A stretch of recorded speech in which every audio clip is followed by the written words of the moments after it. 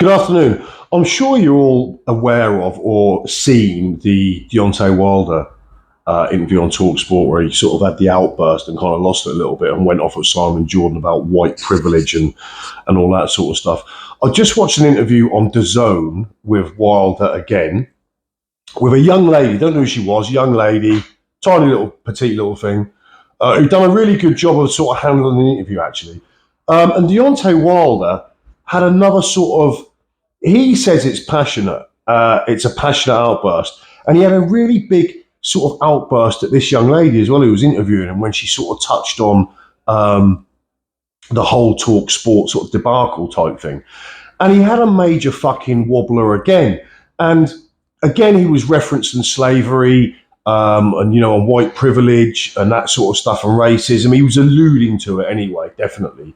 And there was a couple of points during that outburst where he was literally giving her he was looking at her in the same way that I'd look at someone who I'd caught keying my car. He was looking at her like that. And to be fair, if she was intimidated, she handled it really well, bless her, and done a really good job. So kudos to her. But it suggested to me that Deontay Wilder is really, really not a well man and definitely not in a good mental or psychological headspace, because the emotional dysregulation, on the one hand, he was, and I mean like really, really aggressive. Now, I'm sure it wasn't directly aimed at her, exclusively at her, but he was certainly looking at her and giving her the eyeball, and really, really, really, for a young, you know, for someone who's not used to that kind of behaviour, they would have been really, really intimidated. Like I said, and if she handled it really well. To her credit, you know, she managed to bring the temperature back down again. But I'm sure people in the room were getting quite nervous. You could tell that. And just the emotional dysregulation this is not just a freak event. This is happening quite a lot now. And emotional dysregulation and those sort of outbursts is a symptom of many sort of behavioural disorders, you know, autism, bipolar, narcissistic personality disorder. Emotional dysregulation is a big part of all of them. And I was speaking to Bob from Canada's Boxing Channel in our WhatsApp group just a little while ago. And Bob made a point in there and he said he's not even sure Wilder should be granted fit to fight, and wouldn't be surprised if we see the same sort of scenario that we saw in the Oliver McCall, Lennox Lewis return, where Oliver McCall had that nervous breakdown in the ring and just had a complete meltdown and was in tears and all that. And there were points in this interview where I'm sure Deontay Wilder was welling up. He went on and he talked about, he kept referencing his death. And he was saying on a few occasions that he worries that his kids will die before him and he'll see his kids' death and things like that. And then he went on the really sort of highly charged, aggressive rant. And then 10 minutes later was talking about his love for everyone and it's love and all this love. And at the end of the sort of conversation, he stood up and gave her a hug. But I just couldn't help thinking that is not a well man. That isn't a man who is in a healthy, you know, fit, good psychological place, mental place, emotional place, anything but. And it's just, you know, at this point, should we be worried about Deontay Wilder? And I tend to agree with Bob.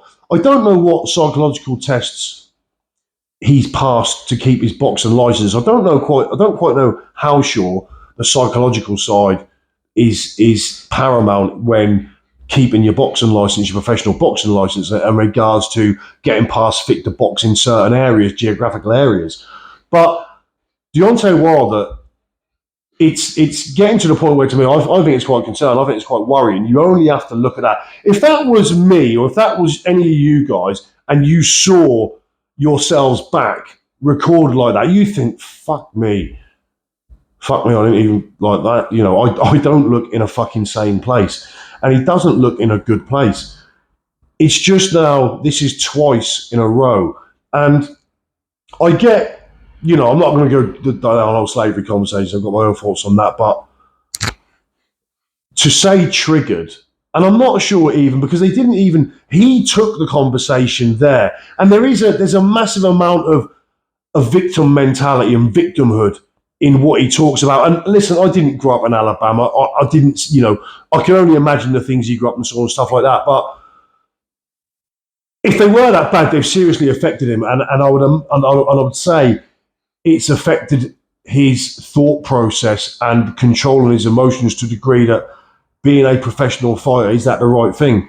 When you're getting like that in an interview with a really polite, not triggering, not asking loaded questions to Deontay in any way, just being really treading lightly and doing it respectfully. The way in which he blew up was just not fucking normal, not normal for a mentally healthy person. And I don't think I'm reading too much into this. As I said, Bob said he watched this, and Bob thought exactly the same thing. So that's two of us. I urge you to go and watch it. It's on DAZN. I don't know who the young lady was, but she's done a great job, to be fair. But it's on DAZN. Deontay Wilder. It's fairly long, half hour or so, whatever it is. But go and have a look. Tell me what you think, because I think Deontay's in a really bad place. Whether it's the use of ayahuasca and who knows what other types of chemicals he's used and substances he's used, but with a lot of substances, they will accelerate and amplify any psychological issues that you may not have even realised you had, but certainly using substances will amplify those and bring them out, whether it's that or it's a combination of the two or what. But he doesn't look well. As in terms of the fight, if it's the same Deontay Wilder that we've seen recently, then I think Derek will stop him maybe mid to late, possibly even early. Because one thing Derek can do, if Derek can close the range against Alexander Usyk successfully and give him problems, he can certainly close the range on Deontay Wilder and take the range away from Deontay Wilder. Even if he can let his hands go, take away the range, he's moderately ineffective. I just see Derek closing the range and beating him up and stopping him at this point, if Deontay is the same that we've seen recently. But, the difference being in recent build-ups to recent fights where he hasn't turned up and hasn't let his hands go, in the interviews, they've all been love and peace and spreading love to everyone. In these, there's a real angry part of his psychosis, of his psychology, which he can't keep hidden.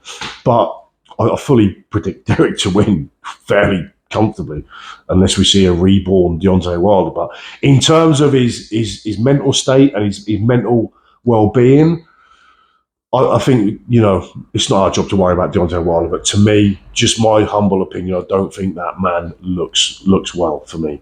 Anyway, go check it out, leave it in the comments, tell me what you think. I'll see you all soon.